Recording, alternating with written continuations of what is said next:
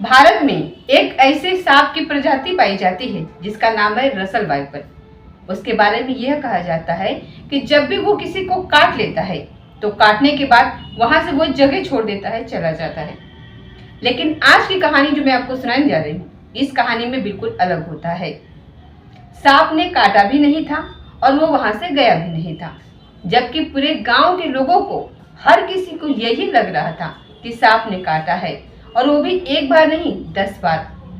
बाकायदे social media पर इस तरीके का वीडियो बनाया जाता है और वीडियो बनाने के बाद लोगों को वहां पर बताया जाता है कि सांप ने 10 बार काटा है। और इसकी जो प्रजाति होती है, जो सर्वाइवल की, उसके बारे में बताया जाता है कि लेकिन सांप तो ऐसे वहां पर जम चुका था जैसे कि वहां से हिलने का नाम ही नहीं ले रहा था।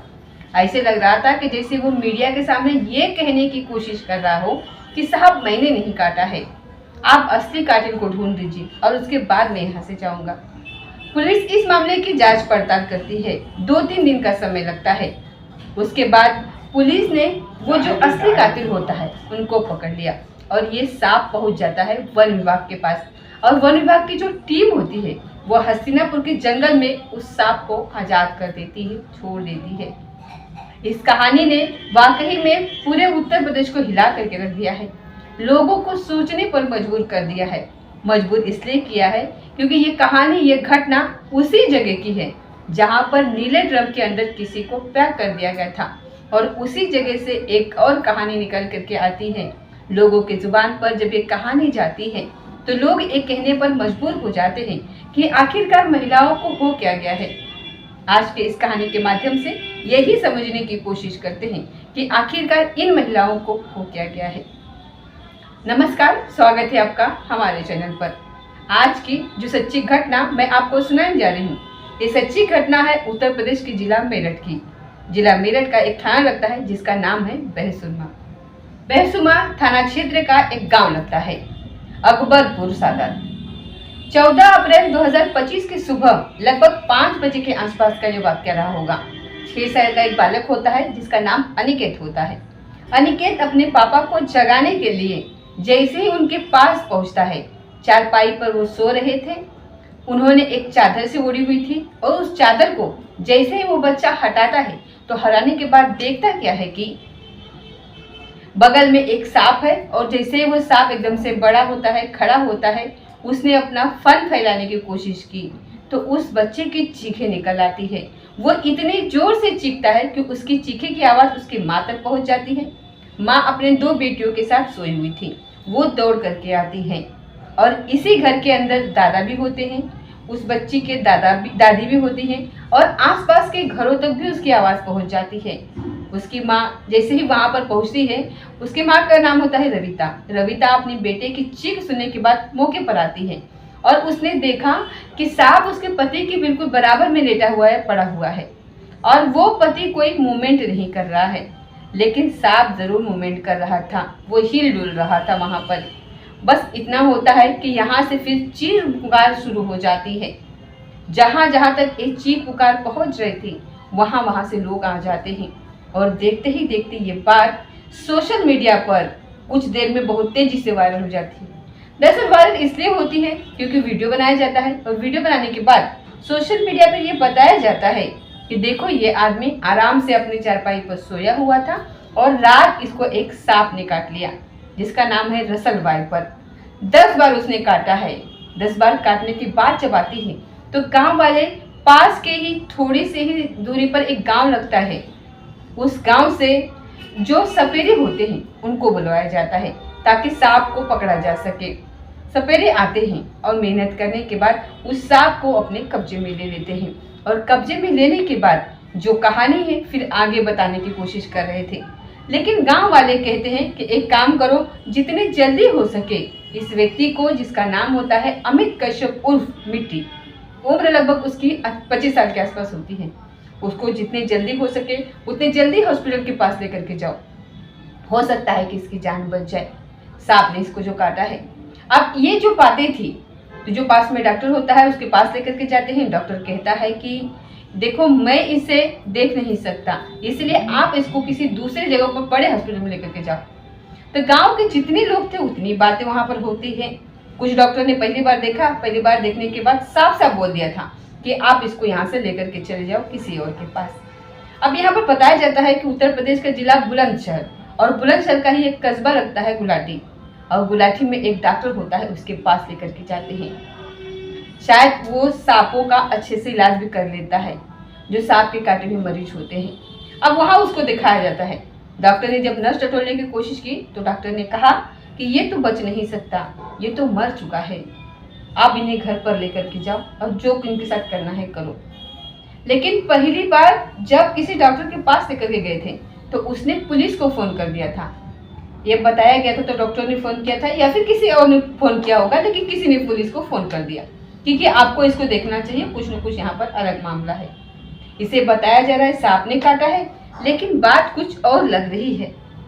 जैसे इस बात की सूचना पुलिस को लगती है तो पुलिस तुरंत मौके पर आती है और उस व्यक्ति को अमित उर्फ मिट्टी जो होती है उसको अपने कब्जे में लेते हैं, क्योंकि वो मर चुका था। कब्जे में लेने के बाद फिर उसको देखा जाता है तो उसके नाक पर हल्की सी चोट का निशान था, उसके गाल पर भी चोट का निशान था और उसके गले पर भी चोट का निशान था। ये चोट के निशान इतने ज्यादा नहीं उभर रहे थे कि जिन्हें देख करके एकदम से ये पता लगाया जा सके कि आखिरकार मामला क्या है, लेकिन पुलिस को और देखने वाले को थोड़ा टाइम सस्पेंड हो रहा था। कुछ न कुछ ऐसा लग रहा था कि ये मामला सांप के काटने का नहीं बल्कि कुछ और मामला है, कुछ और बात है। पुलिस ने जैसे ही इस मामले को देखा, पुलिस ने सबसे पहले मामले को गंभीरता से लिया और गंभीरता से लेने के बाद इस मृतक के चाचा जिसके नाम होते हैं राजू और उसका भाई जिसका नाम होता है मोनू, उसको थाने बुलवाया जाता है। और थाने बुलवाने के बाद उनसे पूछा जाता है कि क्या बात चल रही है। ये बताया जा रहा है कि सांप ने काटा है, 10 बार काटा है, इतनी बार काटा है, तुम्हें कैसे पता? तो फिर वो कहते हैं कि साहब हमें कुछ नहीं पता, आप चाहो तो पोस्टमार्टम करा लीजिए। उधर पोस्टमार्टम कराया जाता है तो पोस्टमार्टम से फिर ये पता चलता है कि उसको सांप ने काटा ही नहीं है, यानी कि अब जो सफेरा था जिसने उस सांप को पकड़ा था, उस सपेरे ने भी गांव वालों के सामने एक बात वहां पर कही थी कि ये सांप तो काटने लायक है ही नहीं, ये काट ही नहीं सकता, क्योंकि जहां से ये आया है उसने पहले तो इसके दांत तोड़ रखे हैं या फिर वो इस स्थिति में नहीं है कि वो काट सके। क्योंकि इस सांप के बारे में ये कहा जाता है, रसल वाइपर जिसका नाम होता है, कि एक बार अगर किसी को वो काट ले तो काटने के बाद अपनी जगह छोड़ देता है, वहां ये रुकता ही नहीं है। लेकिन ये रुका हुआ शायद इसलिए था, ये अपने ईमानदारी का, अपने आप का सबूत दे रहा था कि साहब मैंने नहीं काटा है, जिसने भी काटा होगा उसने काटा होगा, आप जांच करा लीजिए। अब वो 7 सपेरे के माध्यम से पहुंच जाता है वन विभाग की टीम के पास और वन विभाग की टीम उस सांप को हसीनापुर के जंगल में छोड़ देती है। लेकिन पुलिस के लिए अभी ये जांच का विषय था कि आखिरकार मामला क्या है। उधर पोस्टमार्टम रिपोर्ट में ये साफ साफ आता है कि गला दबाने से हत्या हुई है, लेकिन गला क्यों दबाया, किसने दबाया, क्या मामला है, पुलिस के लिए ये भी बहुत सारे सवाल थे। जब मृतक के चाचा इसके भाई को बुलाया जाता है तो वो वहां पर कहते हैं कि साहब इसके पत्नी से इसका झगड़ा होता है, हमारा इसमें कोई लेना देना नहीं है, हमारा इसमें कोई मामला नहीं है, आप एक बार इसके पत्नी से बात कर लीजिए। दरअसल मुजफ्फरनगर की रहने वाली उस महिला का नाम होता है रविता। 8 साल पहले उसकी शादी होती है अमित कश्यप उर्फ मुमी से और उसको 3 बच्चे होते हैं। पहले बेटे का नाम रखा जाता है अनिकेत और एक बेटी होती है जिसका नाम गौरी नाम रखा जाता है और तीसरा बच्चा होता है जिसका नाम अनु रखा जाता है। एक छोटा सा घर परिवार होता है। अमित कश्यप जो कि टाइल्स लगाने का काम करता है, गरीब आदमी होता है, ज्यादा कुछ अमीर नहीं होता है वो। और ये पति और पत्नी, जब इन दोनों के बारे में पूछा जाता है कि तुम्हारा झगड़ा क्यों हुआ था, यानी कि पुलिस ने इसकी जो पत्नी है रविता उसको हिरासत में लिया और उससे फिर पूछताछ करना शुरू कर दिया। हालांकि शुरुआत में वो इधर उधर की बातें बताने लगती है, लेकिन पुलिस के अपने तरीके होते हैं। पुलिस जब अपने पर आ जाए तो कहते हैं कि मुर्दे भी बोलने लगते हैं। अब ये तो जिंदा थी रविता और जिंदा भी बोलने लगती है, फिर बताने लगती है। वो कहती है कि साहब इसकी जो पति है अमित है, इसका जो पति अमित, इसका एक दोस्त है जिसका नाम है अमरदीप। अमरदीप लगभग 1 साल से पहले से घर आया करता था। एक दिन उसने कहा कि भाभी क्या आपका नंबर मुझे मिल सकता है, मैं आपको फोन करता हूँ तो इन भाई साहब से मेरी बातचीत नहीं हो पाती है, इसलिए आप मुझे अपना नंबर दे दीजिए। अब रबीता ने उस दोस्त अमरदीप को नंबर दे दिया और नंबर देने के बाद इन दोनों की कभी कभार बातचीत होती थी। एक दिन की बात थी, वो कुछ ज़्यादा ही मारपीट कर देता है पति। ऐसा बताती है पुलिस कि वो बिल्कुल नंगा कर दिया था इसको और नंगा करके पूरी तरीके से वो अपनी पत्नी को पीटा करता था। एक दिन उसकी पिटाई होती है तो थोड़ी सी आवाज़ उसकी कुछ अजीब सी आवाज़ निकल रही थी, दबी हुई सी कराहने की आवाज़ निकल रही थी। तो अमित ने उससे पूछा कि आज तुम्हारी आवाज़ भाभी कुछ अलग से निकल रही है, क्या बात है, क्या परेशानी है? तब उसने रोते हुए अपनी कहानी बयान करी। अब जो ये अमरदीप होता है वो रबीता के दर्द को, तकलीफ को बांटना शुरू कर देता है और जब उसको मौका मिलता था, जब इसका पति इसके आसपास नहीं होता था, वो बातचीत करने लगता है। 1 साल पहले ये बातचीत की शुरुआत हुई थी। 6 महीने बीत जाते हैं। पहले बातचीत होती है, फिर दोस्ती हो जाती है, फिर प्यार हो जाता है और उसके बाद 6 महीने बाद फिर दोनों के जब मन करता था, जब इनको मौका मिलता था, तब एक दूसरे के साथ ये लोग शारीरिक संबंध भी बनाते थे, फिजिकल संबंध बनाते थे। बाकी पति इस बातों से अनजान था, लेकिन जब बात धीरे धीरे आगे बढ़ रही थी, गांव वालों को इस बात का पता चलने लगता है। गांव में कानाफूसी जब शुरू हो जाती है कि ये अमरदीप और इसकी जो ये रबीता है, इन दोनों का कुछ न कुछ चक्कर चल रहा है। जो इसके पीठ पीछे आता है, कुछ न कुछ इस तरीके की बातें हैं। जब गांव के लोग करने लगते हैं तो 30 मार्च 2025 की ये बात है। आखिरकार अमित कश्यप को कुछ ऐसा दिखता है जो शायद उसने पिछले 6 महीने या फिर 1 साल से देखा नहीं था और जब ये दिखाई देता है तो उसको गुस्सा आता है। अमित कश्यप ने अपने ही दोस्त अमरदीप, जो कि बिना शादीशुदा होता है, उसको पकड़ता है और उसके साथ मारपीट शुरू करता है। किसी धारदार हथियार से जब उस पर हमला किया जाता है तो अमरदीप को 13 टाके लगते हैं उसके हाथ में। कुछ इस गहरा जख्म उसको वो देता है। जिम्मेदार लोगों ने इन दोनों के बीच में जो झगड़ा हुआ था उसका फैसला करा दिया, समझौता करा दिया। लेकिन अब अमित कश्यप के दिमाग में कुछ न कुछ ऐसा पल रहा था। वो अपनी पत्नी से कहता है कि अमरदीप को तो मरना ही पड़ेगा, इसको हम मारेंगे मिलके, तुम मेरा साथ दोगी। जब बात उसके अपने पत्नी से होती है कि तुम मेरा साथ दोगी, तो पत्नी कहती है कि ये तो रोज मारता है, नंगा करके पीटता है, कभी बेवजह पीटता है, कभी कहता है कि तुम कोठे पर जाओ, तुमसे धंधा कराऊंगा।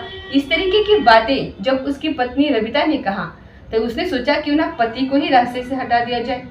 अब ये प्लान करना शुरू कर देती है। वो अपने प्रेमी, जिसका नाम अमरदीप होता है, उससे कहती है कि अमरदीप, हम दोनों मिलकर के क्यों ना इसको ही रास्ते से हटा दे, सफाया कर दे। लेकिन कुछ ऐसा लगना चाहिए जो किसी को पता ही न चले कि हाँ ये कत्ल है, ये एक हादसा लगना चाहिए।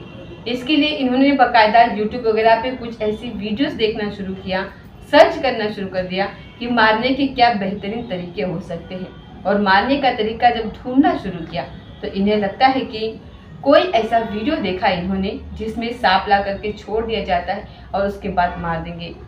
अब इन्होंने एक सांप का इंतजाम करने वाली बात आती है। लेकिन ये 13 अप्रैल, ये संडे का दिन होता है। सहारनपुर की एक जगह लगती है शाकुम्भरी, वहाँ देवी के दर्शन करके पूरा परिवार जाता है, अमित भी और उसकी पत्नी भी, रमिता जिसका नाम होता है, और तीनों बच्चे भी उसके जाते हैं। और जब वहाँ जा रहे थे तो जाने के पहले झगड़ा होता है, जब लौट करके आते हैं तब भी इनका झगड़ा होता है। अब ये बात बर्दाश्त से बाहर हो जाती है उसकी पत्नी के। उसकी पत्नी कहती है अपनी प्रेमी से कि आज ही सांप का हर हाल में इंतजाम करना है, आज ही इसका काम तमाम करना है। जैसे ही उसको ये पता चलता है अमरदीप को, तो अमरदीप कहता है कि तुम बिल्कुल परेशान मत हो, मैं देखता हूँ। पास का एक गांव लगता है महमूदपुर सिखेड़ा, वहाँ पर वो बात करता है एक दोस्त से, किसी दोस्त के माध्यम से। फिर उसे कहता है कि मुझे एक सांप की ज़रूरत है, जहरीला सांप वो होना चाहिए। लेकिन जिसने वो सांप दिया था, जहरीला सांप ज़रूर था लेकिन वो काटने की स्थिति में नहीं था, इसलिए सांप दे दिया जाता है एक थैले में रख करके, और थैले में रख करके सांप को लेकर के आ जाते हैं। रात के जैसे 11 या फिर 12 बज रहे थे, उसी के आसपास का वक्त हो रहा था। दरवाज़ा खुलता है। जैसे ही दरवाज़ा खुलता है, जबकि घर के अंदर और भी लोग मौजूद थे, और दरवाज़ा जैसे ही खुलता है उसके बाद वो अंदर बेड पर लेटा हुआ था अमित कश्यप। अब अंदर लेटा हुआ है उसका प्रेमी और उसकी पत्नी, दोनों आते हैं वहाँ पर।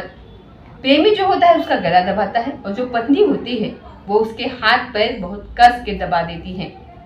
उसका मुंह दबाया गया था ताकि वो चीख न सके, चिल्ला न सके। और यही कारण है कि उसकी चीखें निकली नहीं, वो घर के अंदर सो रहे अन्य सदस्यों तक उसकी आवाज़ नहीं पहुंचती है। जब उसका दम घुट जाता है, जब वो मर जाता है, तो उसके उस लाश को बेड से निकाल करके आंगन से थोड़ा और गैलरी जो होती है वहां पर चारपाई पड़ी होती है, चारपाई पर जाकर के लेटा देते हैं और उस सांप को, उस थैले को वहीं खोल देते हैं, उस चारपाई पर डाल देते हैं। सांप वो आराम से वहीं बैठ जाता है। वह इंतजार कर रहा था कि बेवजह मुझे क्यों फंसाया जा रहा है, मुझे क्यों इसमें उलझाया जा रहा है। वह सांप वहां से हिलता नहीं है, वो जाता नहीं है। वो इंतजार कर रहा था कि पुलिस आएगी और पूरी कहानी अब बताएगी, मैं पुलिस को बताऊंगा। कुछ ऐसे ही इरादा था उस सांप का। शायद सपेरे से उसने बात करी होगी कि शायद मैंने नहीं काटा, लेकिन सपेरे ने पूरी कहानी बताई कि इस सांप की काटने की स्थिति ही नहीं है। जबकि सोशल मीडिया पर कुछ इस तरीके का झूठ फैलाया गया था कि 10 बार सांप ने काटा है, सांप रो रहा है, कुछ कर रहा, इस तरीके की जो बातें थी वो सब कुछ वहां पर बताई गई थी। जब पुलिस जांच पड़ताल करती है तो आखिरकार पत्नी को भी पकड़ती है और जो उसका प्रेमी होता है उसको भी पकड़ लेती है। और पकड़ने की वजह एक ही होती है, नाक पर चोट थी, गाल पर चोट था और गले पर कुछ उसके निशान थे, जो शायद पहले डॉक्टर ने देखा था, जो गांव के लोगों ने देखा था। उन्हीं में से किसी ने फोन करके पुलिस से कहा कि साहब ये सामान्य मौत नहीं है, ये किसी सांप के काटे जाने से मौत नहीं हुई है, बल्कि ये हत्या है, आपको इसकी जांच करनी चाहिए। और पुलिस ने अपना पूरी ईमानदारी से काम किया और ईमानदारी के काम करने के बाद जो मुजरिम होता है उसको पकड़ लिया और सांप को छोड़ दिया। दोस्तों, इस पूरे घटनाक्रम को सुनाने का उद्देश्य किसी को दिल दुखाना नहीं है, बल्कि आपको जागरूक करना है, आपको सचेत करना है। तो आजकल हमारे समाज में इस तरीके की घटनाएं बहुत ज़्यादा बढ़ रही है, लिव इन रिलेशनशिप बहुत ज़्यादा बढ़ रहे हैं। इसका कैसे अंत होगा, इसी का परिणाम समझ में नहीं आ रहा है। इसके लिए मोदी जी को कुछ ठोस सबूत जुटाने, कुछ ठोस कदम उठाने होंगे, क्योंकि हमारे समाज में इसकी जो संख्या है बहुत तेज़ी से आगे बढ़ रही है कि मतलब शादीशुदा होते हुए गैर मर्दों से संबंध और फिर बाद में पति को धोखा देना, पत्नी को धोखा देना, लिव इन रिलेशनशिप में रहना, उसके बाद मरने मतलब कि उनकी इच्छाएं हो जाती हैं कि इसको रास्ते से हटा दे। इसके लिए हमारे देश में कोई कानून नहीं है, तो इस पर मोदी जी को थोड़ा ध्यान देना चाहिए और इस पर एक सख्त कानून बनाना चाहिए इस पर कि अगर शादीशुदा होने के बाद अगर कोई किसी के रिलेशनशिप में आता है तो कत्ल करने की वजह तो छोड़िए, अगर सिर्फ किसी को शक है, किसी को अगर साबित होता है कि वो आप किसी शादीशुदा होते हुए भी गए मतलब कि कोई किसी और के संबंध में हो, तो उस पर कोई पक्का कानून बनना चाहिए ताकि ऐसे करने से लोग बचे, उनके पास से डर हो। दरअसल हमारे समाज में और हमारे भारत में इस चीज़ का डर ही खत्म हो गया है कि हम शादीशुदा है और कहीं रिलेशनशिप बनाते हैं कहीं और, तो हमारे लिए कुछ गलत हो सकता है, घातक हो सकता है या फिर हमारा भविष्य खतरे में आ सकता है। इस तरीके की जो डर भावना है वो ख़त्म हो चुकी है, इसलिए बिना डरे यहाँ पर इस तरीके से घटनाएं सामने आ रही हैं और उसके बाद इस रिलेशनशिप की वजह से ही यहाँ पर हत्याएं जैसी घटनाओं को अंजाम दिया जा रहा है। तो इस पर कोई ना कोई ठोस कदम या फिर ठोस कानून ज़रूर आना चाहिए। तो आप क्या कहते हैं इसके बारे में कमेंट बॉक्स में ज़रूर बताइएगा। तो ये थी आज की सच्ची घटना। मिलते हैं अगली किसी सच्ची घटना के साथ, तब तक जय हिंद, जय भारत।